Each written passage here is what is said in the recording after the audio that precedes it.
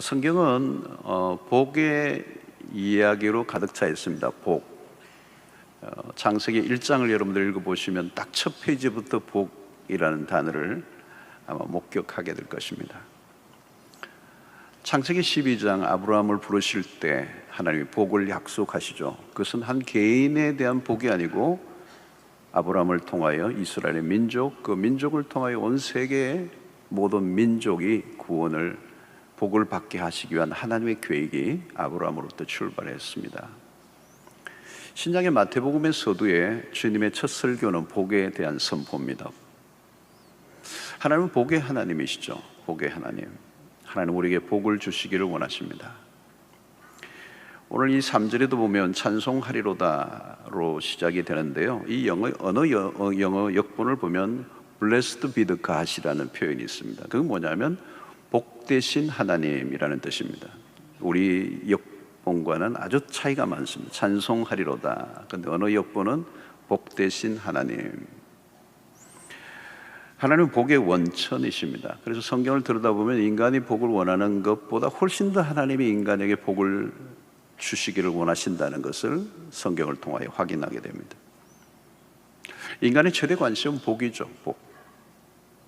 특히 우리나라도 복을 매우 좋아하는 나라입니다. 그래서 곳곳에 복자가 많이 새겨졌어요. 요즘 좀 그렇지 않은 것 같은데 옛날에는 모든 곳에 복을 다 새겨 놓았더라고요. 뭐 벽에도, 이불에도, 무슨 보따리에도, 요즘은 없습니다. 요강에도 복 써놓고, 그릇에도 복 다 써놨어.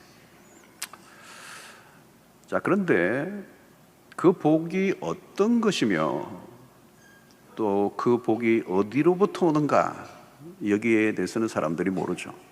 막연히 복을 구하는 것입니다. 여러분, 인류 최초의 인간이 잃어버린 것은 복입니다. 복. 그 원인은 죄죠. 구원이란 뭐냐? 그 복을 회복시키는 것입니다. 자, 오늘 우리는 이 아침에 굉장히 중요한 질문을 우리 각자에게 던져볼 필요가 있는데, 나는 이미 복을 받은 사람인가? 이미 복을 받은 사람인가? 아니면 복을 받아야 할 사람인가? 이 대답에 따라 우리의 인생은 다른 길을 걷게 됩니다. 이미 복을 받은 사람이라면 그것을 깨닫는 순간부터 행복한 사람이 될 수 있습니다. 그러나 아직 복을 난 받지 못했어. 그런 사람은 그것을 얻기 위해서 일평생 어떤 몸부림을 쳐야 되겠죠. 누가 복을 받은 사람인가? 누가 행복한 사람인가? 언제 행복했던 적이 있는가? 돈을 많이 벌었을 때였습니까? 아니면 결혼을 했을 때였습니까? 아니면 원하던 집을 구입할 때였습니까? 아니면 아이가 좋은 학교에 입학했을 때였습니까? 자, 물론 이런 것들은 복의 부분일 수 있습니다. 그런데 문제는 그런 것들이 계속 유지된다는 보장이 없어요. 돈을 많이 가지는 것이 복이라고 하는 등식을 가지고 있었다면 돈을 잃어버리는 순간 복은 사라질 것입니다. 그것은 언제든지 빼앗길 수 있는 것이기 때문에 불안하겠죠. 지금은 행복하게 살고 있지만 미래에 무슨 일이 일어날지 우리는 알 수 없습니다. 갑자기 내가 복이라고 여기던 것이 사라져 버린다면, 우리가 흔히 복이라고 여기는 것들의 유효 기간이 얼마나 짧은지 모릅니다. 내가 그 복을 가지고 있다 할지라도 그것을 확실하게 계속 지킬 수 있는가? 어떤 상황에 의해서, 어떤 사람에 의해서, 아니면 나의 실수에 의해서 그것을 빼앗길 수 있는 것이라면 그것은 진정한 복이라고 말할 수 없을 것입니다. 비록 지금은 행복하다 해도 내일은 미지수죠. 그래서 사람들은 계속 무엇인가를 추구해야 하고 멈추지를 못합니다. 세상에서 말하는 복이란 모두가 상대적인 것이고 유한성이 있다는 것입니다. 어떤 것도 영원한 것은 없습니다. 자, 바울이 오늘 우리에게 말씀하고 있는 복은 그런 차원과 다른 것입니다. 하나님께서 우리에게 복을 주셨다라고 얘기하는데 그 복의 그 표현이 조금 독특합니다. 오늘 3절을 보면 그리스도 안에서 하늘에 속한 모든 신령한 복을 우리에게 주시되 이랬습니다. 자, 여기서 그냥 복이 아니고 신령한 복이라는 부분입니다. 여기에 줄을 꺼야 돼요. 자, 신령한 복이란 어떤 것입니까? 한마디로 하나님으로부터 주어진 복입니다. 그런데 이것은 어떤 상태, 조건, 형편에 관한 것이기보다 훨씬 더 넓은 개념입니다.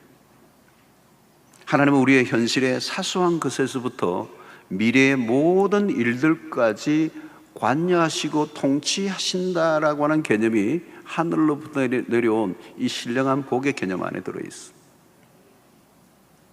우리는 어떤 것에 의해서 내가 가지고 복이라고 여겼던 것이 한순간에 깨어져 버리는 경우가 많은데, 오늘 이 신령한 복, 하늘로부터 내려온 이 복은 하나님으로부터 주어진 복이기 때문에 우리의 삶의 현실의 크고 작은 모든 문제, 현재뿐만 아니라 미래의 모든 부분까지 하나님이 우리의 삶을 통치하고 계신다. 다시 말하면 하나님으로부터 온 복은 사람들에 의해서 쉽게 깨어질 수 없다라고 하는 것을 우리에게 말씀합니다. 그런 의미에서 이 신령한 복은 한마디로 우리의 삶의 모든 것을 복되게 하는 복이다. 자, 이것은 특별히 어떤 상황과 조건의 문제가 아니고 정체성과 연결이 된다는 겁니다. 주님께서 산상수훈에서도 팔복을 말씀하실 때 인간적으로 보면 복과는 거리가 먼 사람처럼 보이는데 복이라고 말씀하십니다. 그게 뭘까요? 심령이 가난한 자는 복이 있나니, 애통하는 자는 복이 있나니. 세상 사람들이 보기에는 전혀 이해가 되지 않는 얘기입니다. 자, 이것은 어떤 상황이나 조건의 문제가 아니라 존재의 문제라는 것. 내가 무엇을 가지고 있느냐보다 내가 누구인가에 관한 것입니다. 하늘의 신령한 복이란 그런 의미에서 어떤 것에 제한을 받지 않는 그리스도 안에서 주어진 것이라고 얘기합니다.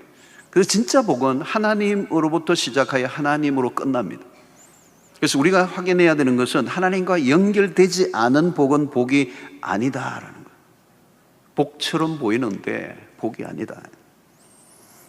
자, 하나님 우리를 하늘에 신령한, 하늘에 속한 복을 우리에게 주셨다는 겁니다. 그래서 어떤 사람은 자기가 가진 것이 별로 없는데도 나누면서 즐겁게 사는 사람이 있습니다. 그런데 어떤 사람은 많이 가지고 있으면서도 늘 부족함이 있는 상태, 옹색하게 살아갑니다.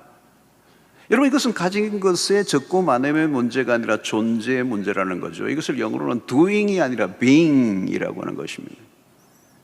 이것은 교도소와 수도원을 좀 비교해 보아도 이해가 될 수 있습니다. 둘 다 들어가면 마음대로 나오지 못합니다. 그런데 차이가 있어요. 교도소 안에는 저주와 원망이 가득한 곳이라면 수도원은 감사와 만족이 있습니다. 이것은 환경이나 조건의 문제가 아니라는 겁니다. 바울은 우리가 무엇인가를 더 받아야 복이 아니라 이미 받은 복이 무엇인가를 오늘 이 본문을 통해서 우리에게 가르쳐주고 있습니다.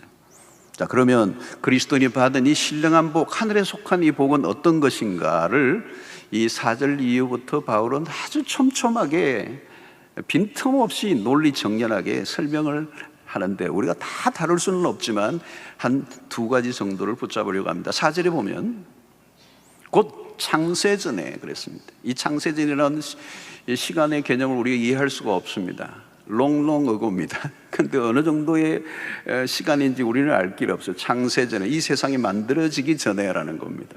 이 세상이 존재하기 전에 계셨던 하나님의 시간이니까 영원 전부터라고 얘기해야 되죠. 곧 창세전에 그리스도 안에서 우리를 택하사 우리로 사랑 안에서 그 앞에 거룩하고 흠이 없게 하시려고. 여기서 우리가 굉장히 붙잡아야 될 단어는 우리를 택하사라는 것입니다. 여러분, 복이란 택함을 받는 것입니다. 반대 단어는 뭘까요, 여러분? 버림받음이에요. 버림받음. 에덴에서 인간의 범죄로 인해 찾아온 저주가 뭘까요, 여러분? 버림받음이에요. 신으로부터의 버림받음이에요. 어떤 사람, 어떤 직장으로부터의 버림받음 정도가 아니에요. 하나님으로부터의 버림받음이에요. 영원한 유기입니다. 그러니까 인간의 내면에는 버림받은 자의 상처가 있습니다. 에덴 동산에 추방을 당한 아담의 후예들 안에는 내면에 거대한 불안증이 있어요. 그래서 우리는 스스로를 보호하려고 하고 사람들을 의심하고 그리고 존재론적으로 불안해요. 뿐만 아니라 우리는 살아가면서 어린 시절부터 친구들로부터 왕따를 경험하거나 때로는 청년의 시절의 시련의 경험, 그리고 결혼 생활에서 이혼의 경험, 때로는 직장에서 실직의 경험, 관계 속에서의 배반의 경험, 이것은 다 버림받음의 감정과 같은 것입니다. 세상 안으로 들어가 보면 선택받지 못한 것으로 인한 상처가 많습니다. 취업 실패가 반복되면 단순한 취업 실패로 끝나는 게 아니고 그것은 생존의 문제가 아니고 영혼의 깊은 자존감을 건드리기 때문에 힘든 거예요. 우리는 어디에서나 누구에겐가 선택을 받고 싶어 합니다. 어디엔가 끼고 싶지만 낄 수 없는 자들의 몸부림이 오늘 우리의 삶 속에서 늘 확인하고 있는 부분들입니다. 여러분, 택함을 받는 것은 축복입니다. 그런데 이 택함이 어떻게 우리에게 이루어졌는가? 성경은 그리스도 안에서. 그 표현은 뭘까요, 여러분? 바로 하나님이 그 아들 예수 그리스도를 십자가에 매달아 내버리심으로, 아들을 십자가에 내버리심으로 우리를 택하여 주셨다는 거예요. 그러니까 그냥 어쩌다가 신자, 요즘 어쩌다가 표현이 많은데 어쩌다가 신자가 된 게 아니에요. 어쩌다가 하나님에게 걸려든 사람들이 아니라 곧 창세전에 그리스도 안에서 우리를 택하셨다. 여러분, 이 택함을 받았다는 게 복입니다. 택하였다라는 말은 소속의 의미이기도 하죠. 손흥민 선수는 토트넘이라는 구단에 속해 있습니다. 그런 훌륭한 선수이지만 유럽에 알려진 이 프로축구팀에 들지 않았다면 그의 인생의 스토리는 달라졌을 겁니다. 축구 선수에게 속한 팀은 너무도 중요합니다. 유럽의 이 프리미어 리그의 구단은 막강하죠. 어마어마한 보장을 해줍니다. 거기에 속했다는 자체가 축구 선수에게는 최고의 로망입니다. 그래서 그는, 이 손흥민 선수는 인터뷰할 때마다 이 팀을 얘기하죠. 팀. 어느 팀에 속해 있느냐는 결정적인 것입니다. 그러나 여러분, 여기에 우리가 어디에 속했다라는 말은 또 다른 의미에서는 그 선택은 영원하지 않아요. 조건적이라는 거. 세상 속에는 끊임없이 비교하고 평가하고, 그래서 선택이 누구에게는 되지만 어떤 사람은 거절을 받고 불이움을 받는 것 같은 거죠. 여러분, 인생이 힘든 게 뭘까요? 이 선택과 거절 사이를 오고 간다는 거예요. 때로는 나의 자의에 의해서일 수도 있지만 타의에 의해서, 언제나 유동적인, 언제나 평가받고 언제나 선택과 거절이 우리의 삶 속에 오락가락이기 때문에 우리의 삶은 업앤다운이 심한 것입니다. 그러나 여러분, 우리가 하나님으로부터 선택받은 것은 달라요. 우리가 하나님에게 속한 자가 되었다는 이 말은 우리의 행위와 우리의 노력과 열심에 의해서가 아니라 그리스도 안에서 창세 전에 예정하신 대로, 설명할 수 없는 거예요. 사실은 한순간에 아웃을 당하기도 하고 한순간에 계약이 파기되기도 하고, 냉혹한 현실의 세계 속에 인정을 받기 위해서 몸부림을 치는 세상, 버림을 받지 않을까라는 두려움에 몸부림을 치는 이 세상의 한가운데서 오늘 성경은 우리가 예수를 믿겠다고 결정하기도 전에 하나님이 이미 우리를 선택해 주셨다는 게 창세전에. 그것은 우리의 어떤 조건이나 상황에 의해서 흔들릴 수 있는 것이 아니기 때문에 이 선택은 복이라고 얘기하는 것입니다. 그런데 여러분, 우리가 어떻게 선택을 받게 되었습니까? 가끔 우리가 착각할 때가 있는데, 신앙생활을 좀 하다 보면 도덕적 우울주의에 빠집니다. 나 정도는 그런 대로 괜찮아서 내가 예수를 믿게 된 거지, 하나님이 나를 선택한 것이지. 여러분, 유대인들이 그 우울주의가 굉장히 크죠. 선민의식. 그건 착각입니다, 여러분. 지금도 우리는 때때로 서로 죄인이라고 다른 사람을 손가락질을 할 때가 있는데, 여러분, 그렇지 않아요. 별 차이가 없어요. 우리 사람은 다 죄인이에요, 죄인. 내가 좀 낫다, 내가 좀 훨씬 더 탁월하다, 그런 거 없어요. 과거를 덜추어보면요, 다 똑같아요. 차이가 있다면 들킨 죄인, 안 들킨 죄인밖에 없어요. 두 종류예요, 여러분. 조금 구분한다면, 죄인을 구분한다면 이런 거예요. 돈 많은 죄인, 돈 없는 죄인. 유식한 죄인, 무식한 죄인. 세련되게 죄를 짓는 사람, 무식하게 죄를 짓는 사람. 한마디로 모두가 죄인입니다. 기분 나쁜 얘기로 들릴지 모르면 이 성경이 말씀하는 것입니다. 로마서 13장 10절에 보면 기록된 바 의인은 없나니 하나도 없으며. 바울이 바리새인으로 자기가 의롭다는 것을 느끼고 살았습니다. 예수 믿는 사람들을 잡아가두고 죽이는 일을 하면서도 자기는 의롭다고 여겼습니다. 그러나 그가 예수를 믿고 난 이후에 어떤 고백을 합니까? 나는 죄인 중에 괴수라고 했습니다. 이 나는 죄인 중에 괴수라고 하는 이 표현은 원본을 보면 현재 시제입니다. 뭔가 하면 과거의 죄인의 괴수로 끝난 게 아니고 지금도 still 여전히 죄인 중에 괴수로서 타락할 가능성을 가지고 살아가고 있다는 걸 고백하는 거예요.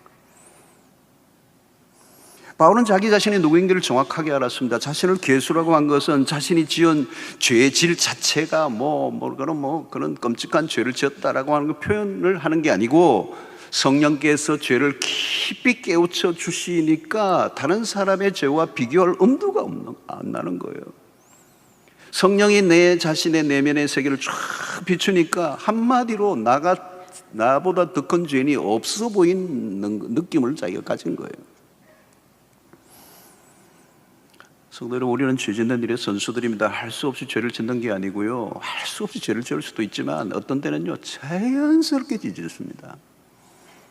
인간은 죄 가운데서 태어나서 죄 가운데 살다가 죄 짓다가 죽습니다. 부모에게 받은 유전자 중에 핵심적인 것은 죄의 유전입니다. 본질상 우리는 진노의 자녀들이었다는 거예요. 그럼에도 불구하고 하나님이 우리를 택해 주셨다는 것에 충격을 받습니다. 이것은 세상에서 한 번도 경험해 보지 못했던 것입니다. 조그만 실수만 있고 어떤 기준이나 어떤 평가에 들지만 않아도 아웃되는 세상 가운데서 본질상 진노의 자녀였고 죄인 중에 괴수였다고 표현한 이 바울 자신을 구원하시고 나를 택해 주셨다는 이것에 대해서 바울은 상상을 초월하는 충격에 빠진 거예요. 바울은 자신이 쌓은 의로 하나님에게로 가려고 애를 썼던 과거를 가지고 있습니다. 그렇기 때문에 지금 주어진 하나님의 은혜에 대한 감동이 이루 말할 수가 없는 것입니다. 내가 알지도 태어나지도 않았는데 이미 나를 하나님이 택하셨다는 것.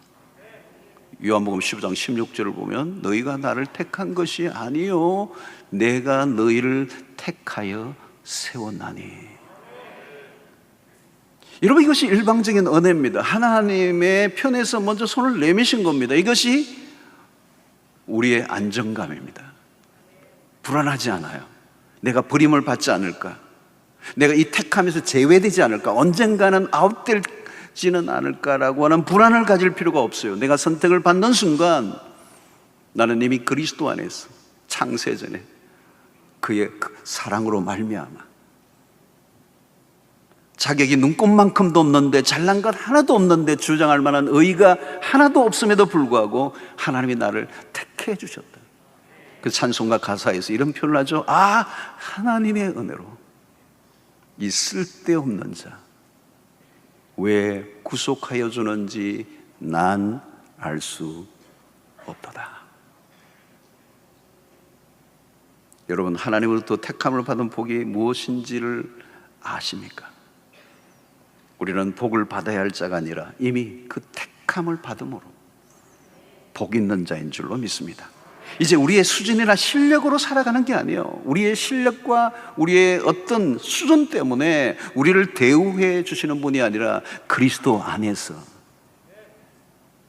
세상에서는 거절을 받고 세상에서는 불필요한 존재로 취급을 받았다 할지라도 여러분, 천에 하나 만에 하나 하나님이 나를 고르시고 택해 주셨다는 이 놀라운 은혜 앞에 왜 나를, why me, 그 은혜를 알고 기뻐하고 찬양하고 그 당당함, 속함을 받았다는 것에 대한 당당함을 유지하며 살아가는 여러분들이 되시기를 축원합니다.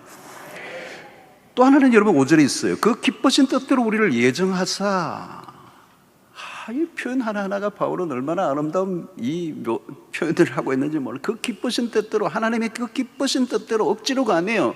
그 기쁘신 뜻대로 우리를 예정하사 예수 그리스도로 말미암아, 그 다음에 뭐요? 자기의 아들들이 되게 하셨으니. 하나님의 자녀의 신분을 허락해 주셨다는 겁니다. 이런 뭘 얘기하는 거죠? 오늘 계속 여기서 얘기하는 건 아이덴티티, 정체성에 관한 얘기입니다. 여러분, 정체성이 얼마나 중요한지, 이 아이디라는 거죠. 아이덴티티. 우리가 알기로는 주로 청소년 시기에 아이들이 힘들어하는 이유가 뭐냐면 정체성이 혼란이 일어나기 때문에, 이 정체성이 정립이 안 돼 있는 거예요. 내가 누구인가 잘 모르겠어. 그러니까 아이들이 혼란스러운 거죠. 그런데 여러분, 어른이 되었다고 정체성이 정립이 되었을까? 정립 안 된 사람 많아요. 삶이 힘든 것은 정체성의 문제입니다. 정체성이 흔들리면 지진이 난 것과 같습니다. 모든 게 흔들립니다. 내가 누구인가? 세상을 살다 보면 흔들릴 때가 한두 번이 아닙니다. 연말에 인사 발표가 나면 불안해요. 직급에 따라 수시로 나라는 존재가 바뀌기 때문에. 직업이 정체성인 사람들이 있습니다. 직급이 중요해요. 기회만 되면 감투를 쓰려고 얼마나 애를 씁니까? 때로는 그것을 위해서 건강을 잃어버리고 내 생애 전체를 쏟아붓기도 합니다. 그러나 영원한 직급도 없고 영원한 직업도 없고 영원한 직장도 없습니다. 영원한 인기도 없어요. 어떤 자리를 절대적인 것으로 붙들고 살던 사람은 그것을 잃는 순간 정신적 충격을 받습니다. 나의 정체성을 결정하는 것은 무엇인가? 자세히 보면 세상에는 나를 완전히 지켜줄 수 있는, 요동치 않는 정체성에는 없습니다. 나는 누구인가에 대한 확실한 대답을 하지 못하면 삶은 계속 흔들릴 수밖에 없습니다. 여러분, 우리는 질문을 해야 합니다. 나는 누구인가? 또 다른 표현은 뭘까요, 여러분? 나는 나인가? 나는 나로 살고 있는가? 여러분, 내가 나를 어떻게 평가하고 있느냐는 겁니다. 여러분, 대중의 인기를 누리는 유명 스타들 가운데 공황장애에 시달리는 사람들이 생각보다 많습니다. 공황장애. 그렇게 많은 팬들이 환호를 해주는데 왜 공황장애에 시달립니까? 여러분, 공황장애 엄청나게 무서운 병이에요. 여러분, 정신적으로. 그냥 막 이게 몰려오면 그냥 죽는 것 같은 느낌. 근데 안 죽어요. 근데 막 죽는 것 같은 그 느낌을 계속 받는 거니까 얼마나 힘들겠어요. 왜 인기가 그렇게 많은데 공황장애 걸리는 거죠? 여러분, 대중의 뜨거운 시선을 받게 되는 순간부터 내가 나를 지나치게 의식하게 됩니다. 이제는 그냥 자연스럽게 행동하면 됐어요. 내가 나로 살면 되니까 내가 마음대로 행동할 수 있었어요. 그런데 인기가 있는 순간부터 일거수일투족 대중의 욕구에 내 자신을 맞추어서 행동을 해야 돼요. 자기 마음대로 행동할 수 없어요. 여러분, 이 대중은 누구예요? 문화 소비자들입니다. 문화 소비자들은 무언가를 요구해요, 그 스타에게. 사실은 자기가 인기를 누리는 것은 대중의 욕구에 내가 맞추기 때문에 그 맞추어 주면서 내가 얻는 인기거든요. 그러니까 스타는 자기 마음대로 행동을 못 하는 거예요. 자기가 마음대로 하고 싶은 대로 하면 그는 언젠가 인기가 추락할 수도 있어요. 이 대중의 인기는 다른 데로 갈 수 있는 거기 때문에 끊임없이 대중이 요구하는 거기에 맞춤형으로 내가 살아야 돼요. 자, 그러다 보면 자기 자신의 본래 모습이 없어져 버려요, 어느 날. 그러면서 어느 순간 자기 자신을 의심하게 되는 거예요. 과연 나는 나인가?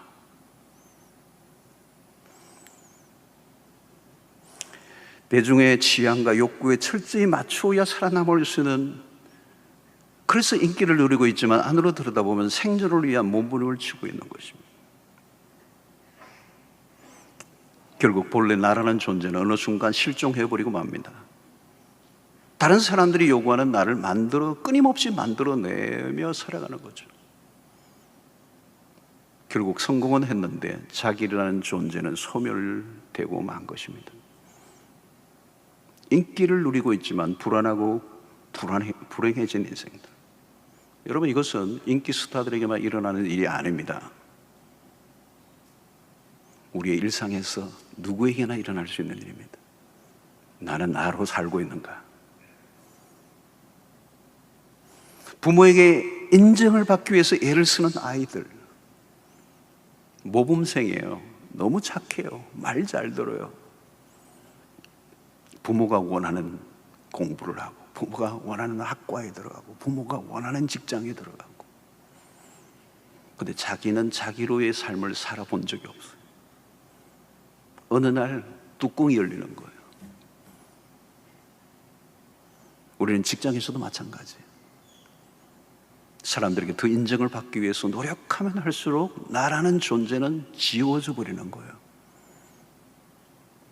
겉으로는 웃고 있지만 불안한 것이죠. 남들이 보기에는 성공을 했는데 그런 불안한 거예요.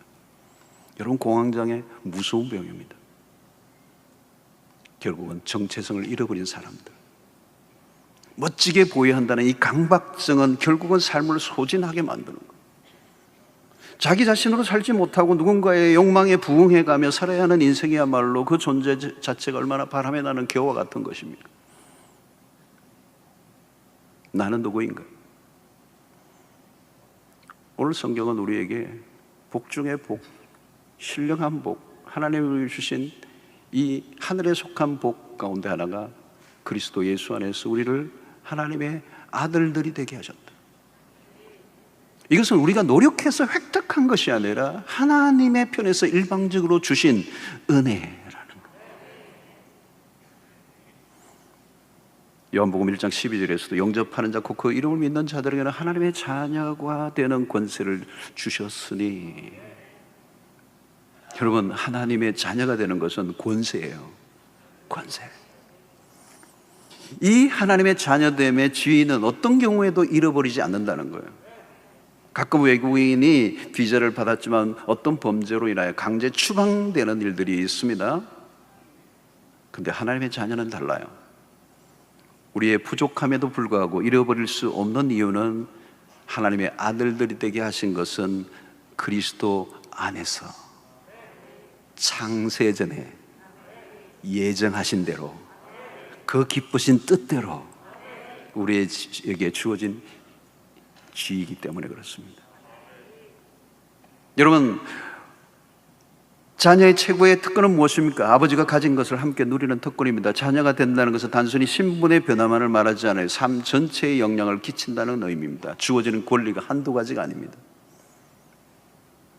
누가복음 15장의 탕자의 비유에서 탕자는, 진짜 탕자는 뭘까요? 아버지가 있는데 없는 자처럼 살아가는 게 탕자예요. 여러분, 하나님의 자녀라는 신분과 지위는 어떤 경우에도 빼앗기지 않습니다. 이 세상 우리가 어떤 이 신분보다 더 높은 신분은 없어요. 우리가 세상 속에 살면서 힘들어하는 이유 중에 하나가 자존심 지키는 겁니다. 자존심이 짓밟히면 견딜 수 없어 하죠. 심하면 목숨까지 끊습니다. 그처럼 자존심은 무서운 것이죠. 그런데 여러분, 자존심 지키고 싶어도 지킬 수 없는 때가 너무나 많습니다. 별것 아닌 것 때문에 기분이 상하고 열을 받을 때가 얼마나 많습니까? 그래서 어떤 사람들은 이 자존심 지키기 위해서 온 생의 모든 걸 다 쏟아붓습니다. 근데 그 자존심이 지켜지지가 않아요. 그러나 이제 우리는 하나님의 자녀됨의 영광이 무엇인가를 우리를 알게 된 자들입니다. 그리스도 안에서 누가 뭐라 해도 나는 하나님의 자녀가 된 것입니다. 그 말은 이제 우리의 신분의 당당함을 누리고 이 세상의 어떤 것들로 인하여 우리가 연연하지 않고 살아갈 수 있는 멋진 존재들로 우리를 불러주셨다는 사실을, 나는 하나님의 자녀입니다. 그것이 하늘에 속한 것이고 하나님의 자녀이기 때문에 하나님은 당신의 백성들을 끝까지 책임져 주시고 구원에 이르게 하실 것이라는 것을 로마서 8장 28절에서는 모든 것이 합력하여 선을 이루실 것이다는 약속이 바로 하나님의 자녀들에게 주어진 축복인 줄로 믿습니다. 자, 오늘 바울은 이 3절에서 첫 번째 이 편지를 쓰면서 제일 첫 번째 표현이 찬송하리로다였습니다.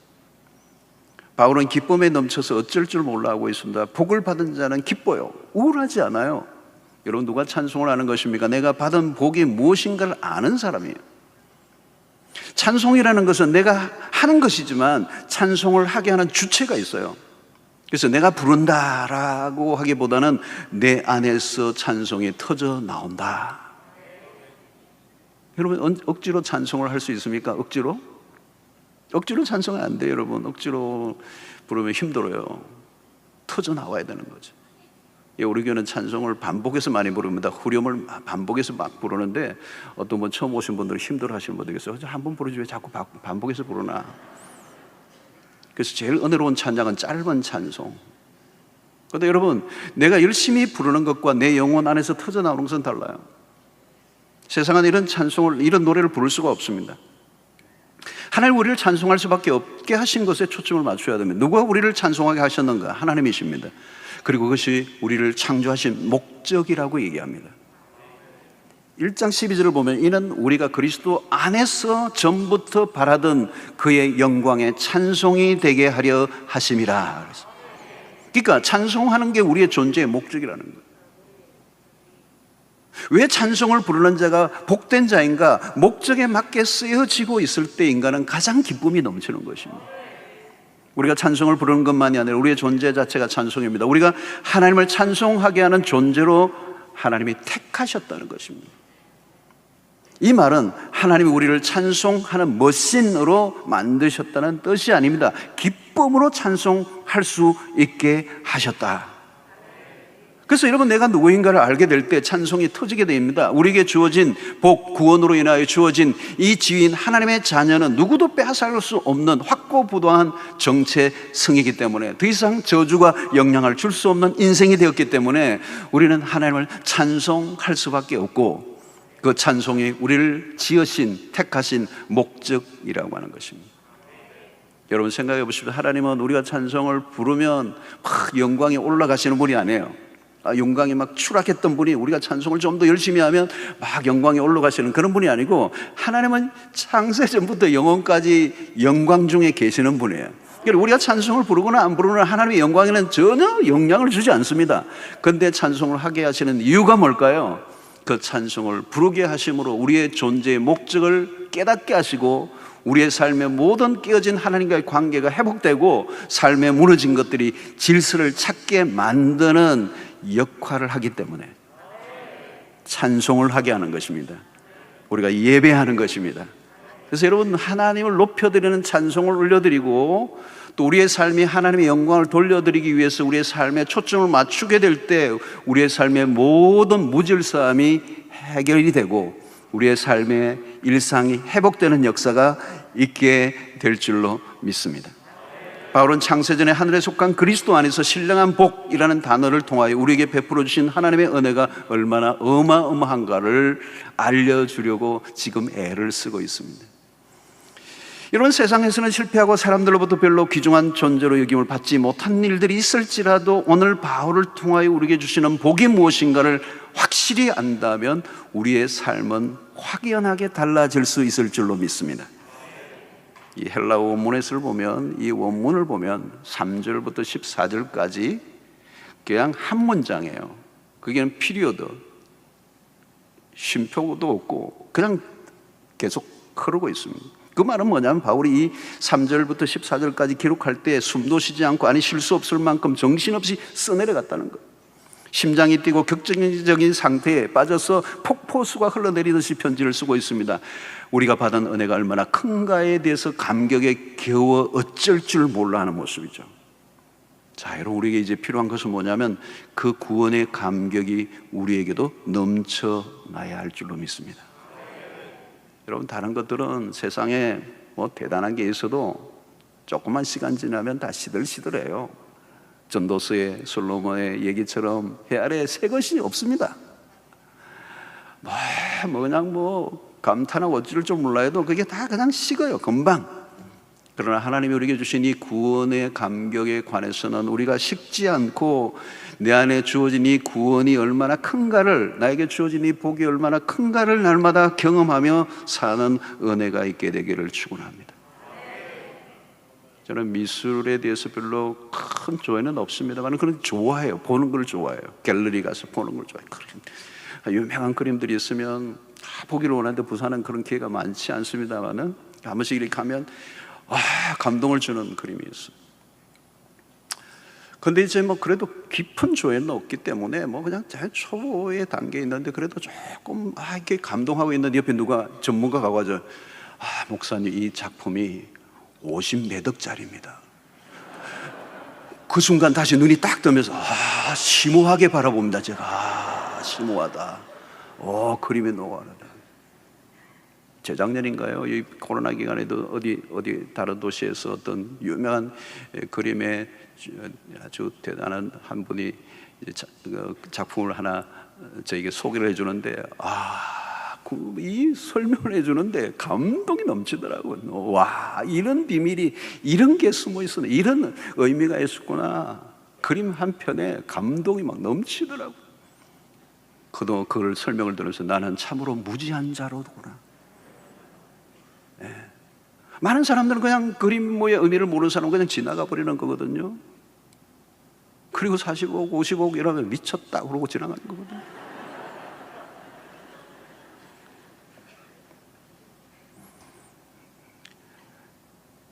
여러분, 내가 받은 복의 의미를 아는 순간 우리는 행복한 사람이 되는 거예요. 우리 교회가 설립 47주년을 맞았습니다.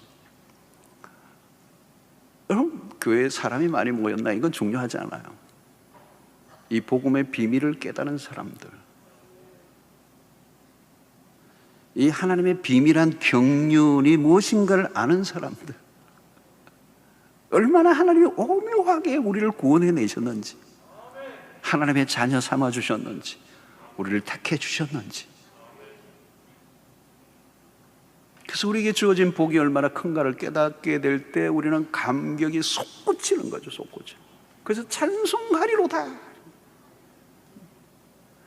이 찬송은 내가 멈출 수 없는 찬송이에요. 왜? 내 안에서 끊임없이 솟아오르게 하던 그 무엇이 있기 때문에 멈출 수 없는 찬송이에요. 사실 저도 찬송을 좋아하는데 어떤 때는 정말 끊임없이 나오는데 멈추고 싶지 않아.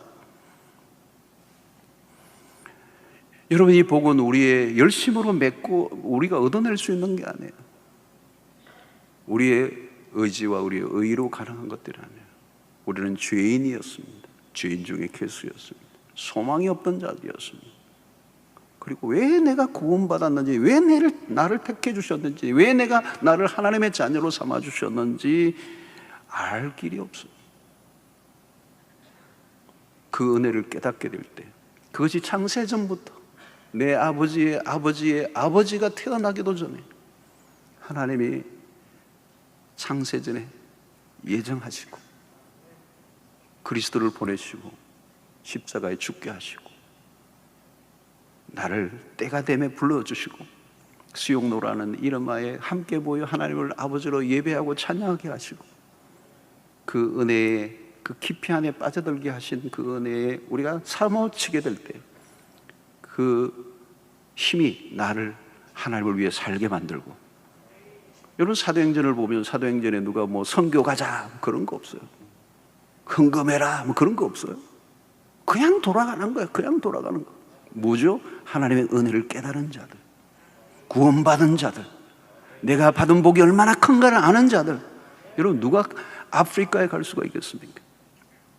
서울 양화진의 묘, 선교사의 묘에 내 목숨이 1000개라 할지라도 1000번 주어줘도 나는 조선 땅에 복음을 위하여 살겠다라고 하는 선교사의 고백을 하게 만든 것이 무엇입니까, 여러분? 그것은 하나님의 청량할 수 없는 은혜를 깨달았던 자이기 때문에 그 은혜에 반응했을 뿐이에요.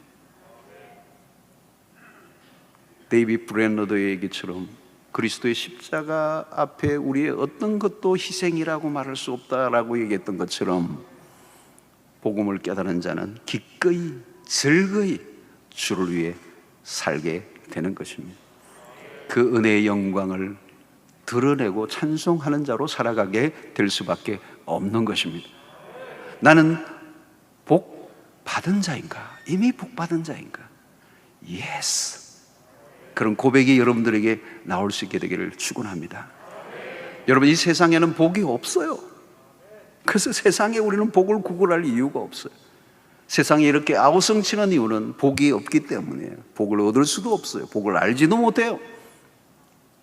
가짜 복을 가지고 순간적으로 기뻐하다가 곧 불행의 나락에 떨어져 버리는, 그리고 자신의 그 아이디, 그 세상의 그 인기, 세상의 한순간에 누군가로부터 인정을 받기 위해서, 지지를 받기 위해서 몸부림을 치는 일병을 살다가 때로는 버림을 받고 배신을 당하고 자신의 삶을 비극으로 몰아가는 이 세상의 한가운데서 여기 진짜 복이 있다고, 하나님 우리를 택하시고 자기 아들들이 되게 하신 이 비밀한 경륜을 세상 가운데 알리심으로 복을 나누어 주는 여러분들 되시기를 주의 이름으로 축원합니다. 하나님, 오늘 또 우리에게 주신 말씀으로 인하여 다시 한번 우리가 얼마나 복된 자인가를 확인하게 하여 주시옵시고, 감격하고 그 복을 이제 나누며 살 수 있게 하여 주시옵소서. 예수님 이름으로 기도하옵나이다. 아멘.